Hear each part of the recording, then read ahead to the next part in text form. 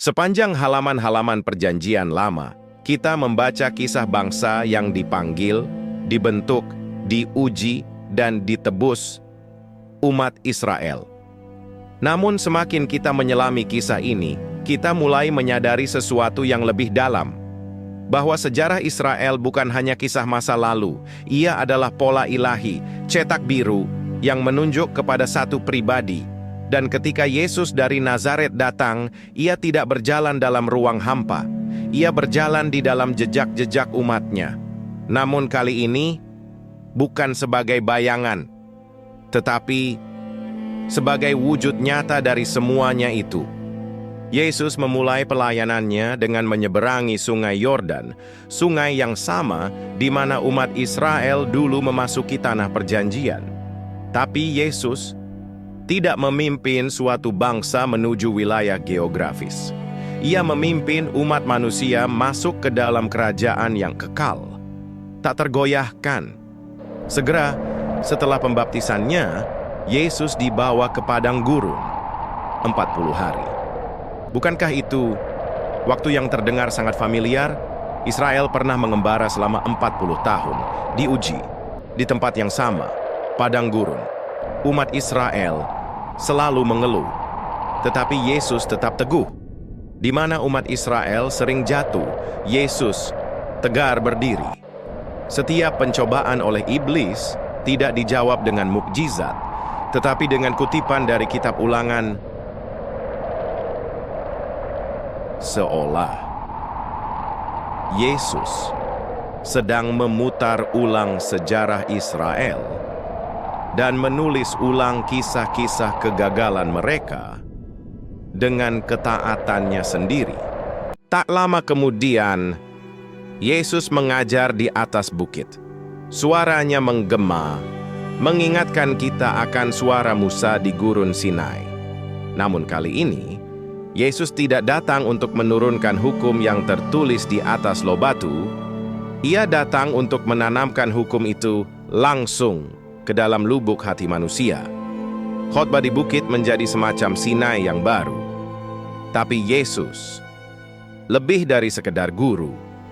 Ia berdiri sebagai Musa yang baru, seperti yang telah dijanjikan oleh Allah sendiri.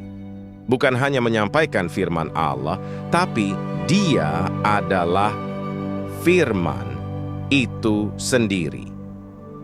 Lalu, Yesus memberi makan 5.000 orang. Sekilas, itu nampak hanya sebagai mukjizat belaka. Tapi, roti dan ikan itu mengingatkan kita pada masa lampau Israel. Manna di padang gurun, roti surgawi yang tercurah, menghidupi Israel hari demi hari. Namun Yesus tak sekadar mengulangi mukjizat itu. Ia menyatakan diri sebagai sumber kehidupan yang kekal. Akulah roti hidup. Nenek moyangmu makan manna dan mereka mati. Tapi siapa yang makan aku, ia akan hidup kekal. Manusia tidak hidup dari roti saja, melainkan dari setiap firman Allah. Dan perlahan karya keselamatan Allah menuju puncaknya. Ketika Yesus menunggang keledai masuk ke Yerusalem, penggenapan nubuat Zakaria menggema di udara dan sanubari insan Israel. Inilah raja bangsa Yahudi. Dia datang bukan dengan kereta perang, tapi dengan kasih dan kelembutan. Bukan dengan panji-panji perang, tapi dengan tubuh dan darah yang siap dikorbankan. Ia datang sebagai Daud yang sejati, yang akan menaklukkan dosa umat manusia. Dan dia adalah anak domba Paskah yang sejati, yang darahnya akan menjadi pertanda keselamatan dari maut. Dan inilah puncak dari karya keselamatan Allah. Di hari Israel merayakan Paskah, tepat saat para imam menyembelih anak domba untuk memperingati Eksodus, Yesus di luar kota Yerusalem tergantung di atas kayu salib. Dahulu, darah di ambang pintu rumah orang Israel menyelamatkan mereka dari malaikat maut.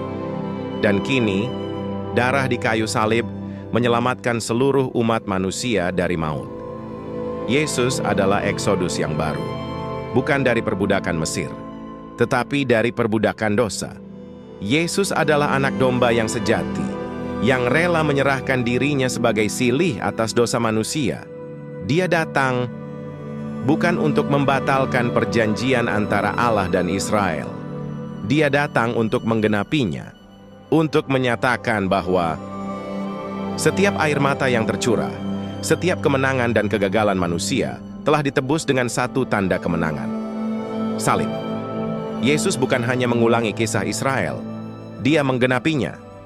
Dia adalah Adam yang baru, yang taat, Musa yang baru, yang menuntun, Manna yang sejati, yang memberi hidup, anak domba yang dikorbankan, yang menyelamatkan,